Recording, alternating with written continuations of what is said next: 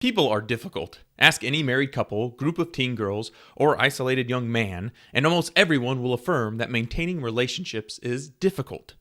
We could hope that a biblical community would be easier so long as everyone is grounded in Christian morality, but instead we find the Christian community to be one of the most tenuous, as protesting flavors break apart and start different congregations. Yet, Christ's longest prayer in Gethsemane was for the unity of his believers. So, how do we navigate this toward Jesus' hope? Galatians 2 helps us figure a couple of things out. Let's jump in.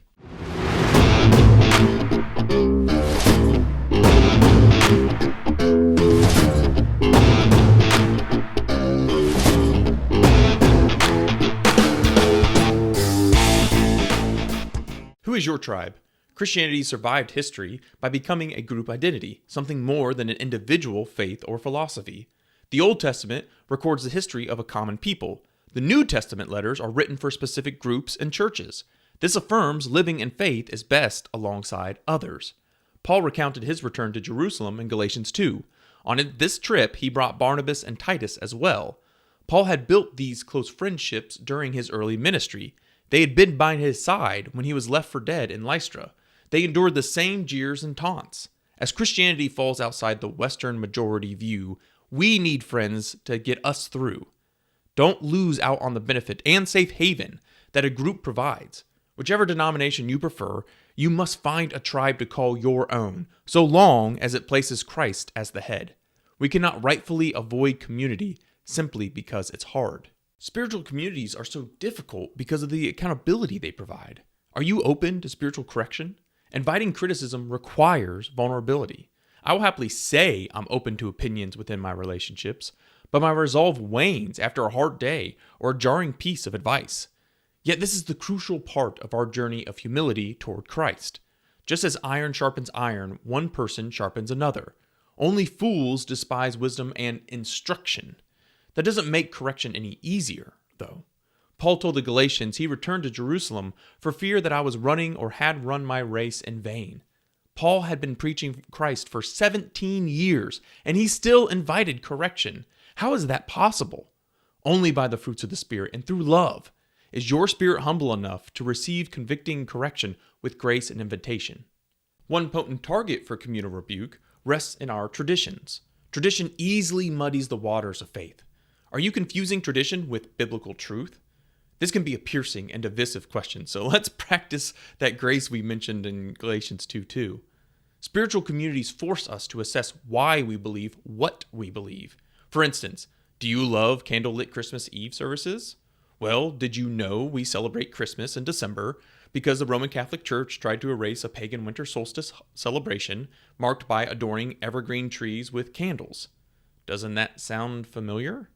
Similarly, in Paul's day, false teachers were demanding Christians be circumcised to adopt Jewish customs.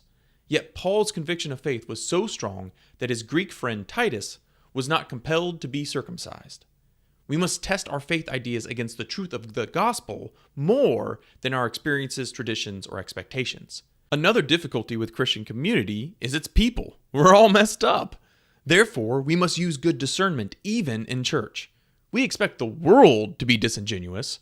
For instance, we are drowning in advertisements, enticing our desires and lusts to hand over our money. Photo filters and now artificial intelligence are erasing the lines between real and digital.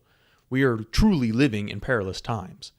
We may hope to run to our church bodies as a refuge, but we all bring our baggage and bad habits. Paul knew this feeling. He returned to Jerusalem because some false brothers had infiltrated our ranks to spy on the freedom we have in Christ Jesus and to make us slaves. Yikes. Admittedly, these false brothers were advocating for old Jewish customs, but the premise remains. Not everyone in the church is there for the right reasons. As Jesus said, be wise as serpents and as innocent as doves. Ultimately, our wisdom boils down to how closely we hold to truth. The fear of the Lord is the beginning of knowledge. Yes, unity is important, but truth is the priority. Postmodern thought attempts to erase the definition of truth and label perspectives as truth. Don't fall for it. Christians today face hard tasks as we evangelize a population that is not biblically aware or welcoming. Still, that shouldn't slow our resolve. Paul had to face similar issues.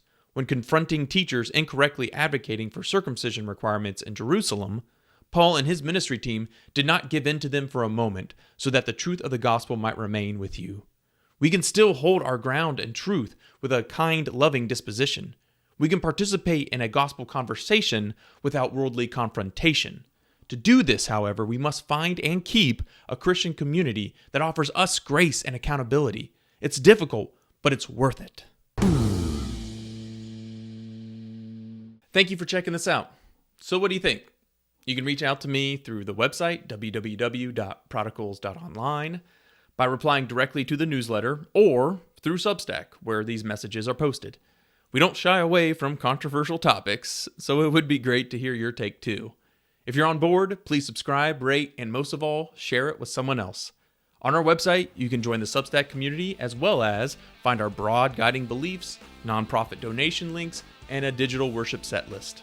If you hate it, you're welcome to rate us too, though it may be better to just grab a coffee and talk about it. You can schedule time with me through the website as well. Either way, I hope our desire to build a more modern and reasoned community of devout, authentic Christians encourages you. Until next time, take care. God bless.